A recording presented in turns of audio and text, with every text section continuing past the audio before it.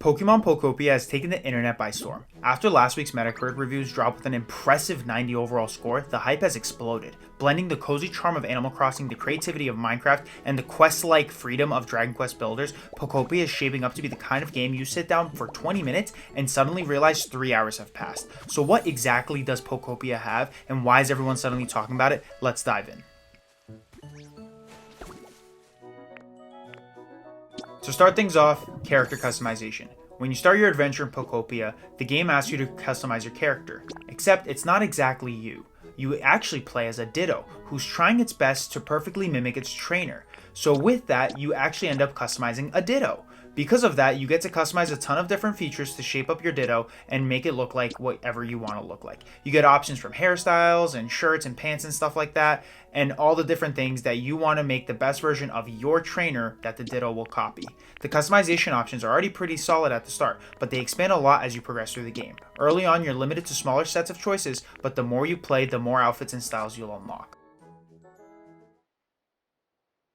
After completing your character customization, the game introduces you to Professor Tangrowth. He's one of the several Pokopia exclusive Pokemon you'll meet throughout the game, designed specifically for this world, and he appears as a Tangrowth-like character who helps guide you at the start of your journey. During your first conversation with him, you learn something strange about the world of Pokopia. Both humans and Pokemon have completely disappeared.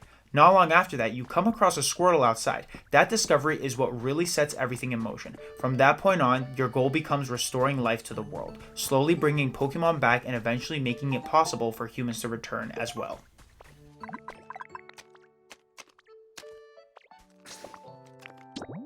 Pokopia's main progression system are its requests. Basically, it asks you to restore the Poke Center, or help these Pokemon out, or, complete these objectives by gathering vegetables. These different things allow you to do other things for Pokemon that satisfy their needs. Like here, we have a Hitmonchan that's asking me to destroy these blocks for him. So we go ahead and destroy those blocks. And by completing these quests, the Pokemon reward you with multiple different things. They might give you items, they might give you berries, they might give you crafting materials, they might give you furniture. And by completing these requests, you're also improving the satisfaction of these Pokemons with the world. Think of these Pokemon as Animal Crossing villagers, and these Animal Crossing villagers need their satisfaction met within the world to be happy there, their comfort level. Which now brings us into the topic of the Pokemon PC in front of the Poke Center. The Pokemon Center PC is an amazing addition to the game because this is where you end up buying most of your items. This is done by evolving your environmental level, which is where the comfort and the requests from the other Pokemon come into play. By doing so, you unlock new items that help you craft new items, gain new items within the world that you can place around, and also gain different upgrades for your Ditto. As you explore the world of Pokopia and meet new Pokemon, these Pokemon may teach you new abilities, as Bulbasaur teaches you Leafage. These Pokemon are basically teaching Ditto how to copy their ability. Like Squirtle may teach you Water Gun, which helps you rehydrate the world as the world has been dehydrated as people have left. And now, the biggest one of all, Magikarp teaches you Jump, which may be the most important ability you can learn in this game, as you have to basically climb over each block without this ability. So seek out Magikarp and gain Jump, as this is the most useful item you could probably learn throughout your entire game. They've also done a very nice job with compacting all these skills into a weapon wheel sort of thing where you can select the skill that you want, but also you can use the D-pad to shift between the two, so there's never an issue on finding the right one. The exploration within this game is some of the most fun I've ever had exploring such an open world.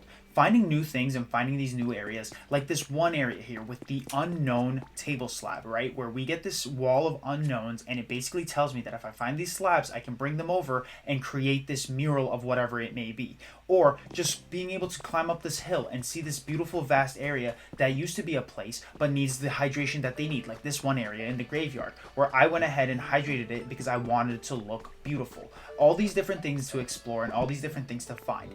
Now, what I'm really a fan of in this game is that this game has created predetermined areas in which they've designed for you to rebuild. So all that creativity and overwhelming feelings that you feel in other games like Animal Crossing, where you're like, what do I do with it? In this game, they actually give you guidance into what to build, as they recommend you to build it. Obviously, you can destroy and break it, but as you can see, this waterfall was created to be broken and built into what this has to be in order for this beautiful thing to go. And all this exploring as well, where you can just jump into water, gain something out of it. I gained stone from here. Or finding a Magikarp, as we discussed before, that previous Magikarp that gave me that ability. This was a Pokemon that I found in the wild that, ended up becoming my friend. some fun activities where you don't even need to do the habitats to gain Pokemon. Now let's dive into habitats, because that's one of the best parts about this entire game. As we know through different Pokemon games, habitats are areas in which Pokemon live. But what does that mean within Pokopia? Well, basically exactly that, but there's levels to it. Basically, throughout the game, you can find traces of habitats which show you hints of creating a habitat. Once you create a habitat, the game indicates that you've created a habitat by showing you these glowing symbols, and by doing so, it then makes it so a Pokemon may emerge there. There's different variabilities to what Pokemon might show up, but habitats have their specific Pokemon. So 3 Pokemon might show up at this boulder and leaf habitat, or I'm creating this fishbowl habitat with a log next to it for this Magikarp. By doing so, Magikarp's able to live there. But if it was an open space, maybe a different Pokemon can show up that I may know of because of the traces that I found, or may not know of, and just wanted to create the habitat because I know a Pokemon may spawn there, right? I'm looking for a Pokemon. I don't know which one, but I know a Pokemon would spawn at these habitats. Pokemon spawns are exactly how they were in previous Pokemon games. They're wild encounters that you find within the habitats that you've created. As I've discussed before, habitats have a rare chance of showing multiple different Pokemons, and each Pokemon has different conditions that must be met for them to show up. Like maybe a Pokemon needs rain to happen, but also there's another Pokemon that likes rain as well. One's a rare spawn and the other one's a very rare spawn. Now you get this whole thing where you're looking for the chance for this Pokemon to spawn in hopes to gain that Pokemon for your island. From what I've seen from research, I believe that there are 300 different Pokemon within Pokopia that you can find. So 300 different possibilities and multiple different habitats that you can create for these Pokemon to spawn. Getting these Pokemon to spawn at the habitats have been some of the most fun I've had. The concept of creating a habitat and waiting for what to happen because you've created different things, caused different environments to happen, and just, waited for a spawn to happen and get these Pokemon in your world is some of the most creative and exciting decisions that this game has made that I enjoy. Like the security camera that I placed in front of a seabed leafage to see if a Pokemon spawned. Now that I know a Pokemon spawned, I make my way over there to find this Slowpoke. These ideas that they've done are amazing. And now we get into the discussion of housing as well. Within housing, you're basically able to create these dens that you task these Pokemon to create. You put some items in and then you task different Pokemons that the game requests you to, and then by doing so, they take Animal Crossing style real life hours to create. Once they're constructed, you've basically created a den. The first time you create a den, it ends up becoming your home, the place where you will live. But as you progress through the game, you find out that you can create these dens for the Pokemons itself. So if you create a den near the habitat of a Pokemon, that Pokemon ends up taking that den as their home. And you can design their home, you can upgrade their home, you can basically decorate their home. What I love about the decorations as well is if you place a decoration, like I placed a toy next to a Combi, the Combi ended up throughout the game redesigning the toy that I placed in front of it. This is just some creativity that this game has that I have not seen in another game where Pokemon are actually feeling alive. Now, excuse me here, I'm going to do a shiny hunt for you guys, a little shiny hunt break between this video. I've been trying for a week now. I'm trying to get the shiny Charmander. I am stuck in Professor Oak's house or laboratory, whatever you want to call it. I've been trying so many times. I think I'm at my 2000th try now at this point, and I keep trying and trying and trying. Zach needs to pick up the Squirtle faster. Please, I'm begging you. This has been a long haul grind. All right, cut the video. Another very special part about this game is the articles and logs section, which you find these random notes within the world, like this Koga letter, that then allows me to gain the ninja outfit from the gym leader Koga himself, from Gen 1 Pokemon. There's multiple different variations of these letters spread across the world that allow you to tap into some Easter eggs within the games and anime and probably other things that I'm not aware of that, just show the love of Pokemon. And that's what this game is. It's a love letter to Pokemon. And that's what I would like to discuss here as well. This game understands what Pokemon is. This game loves Pokemon. It feels like it was made by people who love Pokemon. Like, look at this right here. A Hitmonchan and a Hitmonlee just discussing with each other and talking about sparring. Or the Drifloon lore being present within the game itself, discussing how it likes to take away humans. This is the Drifloon lore that we got that shocks people. Or this Charmander who wants a house because it is scared of the rain. We know this from the anime itself. I've gotten conversations between Charmander and Pidgey as well about flying.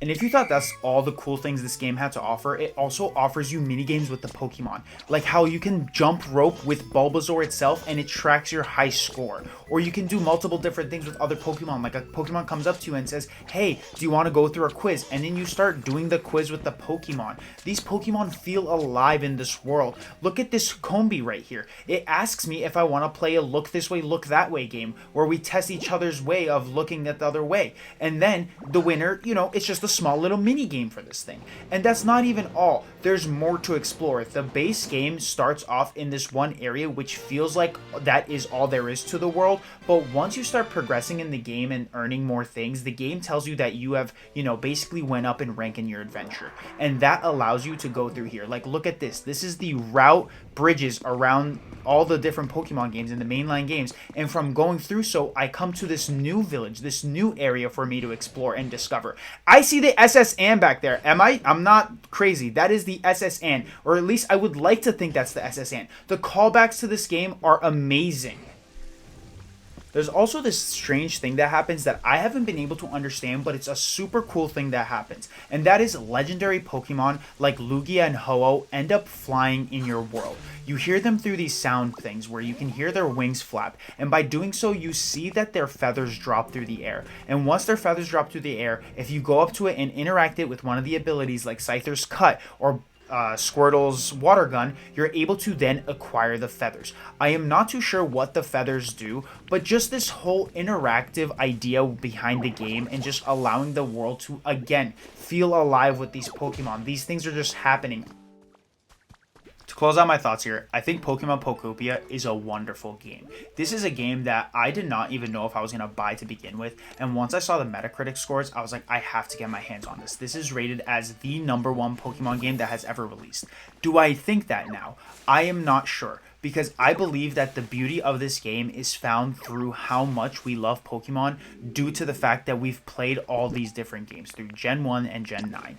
I think that this game captures that love that we have for Pokemon from those games within this game. It does genuinely feel like the perfect Pokemon game. It makes sense. Being able to explore this world, spend time with these Pokemon, right? See these Pokemon interact with each other. See these Pokemon interact with the environment.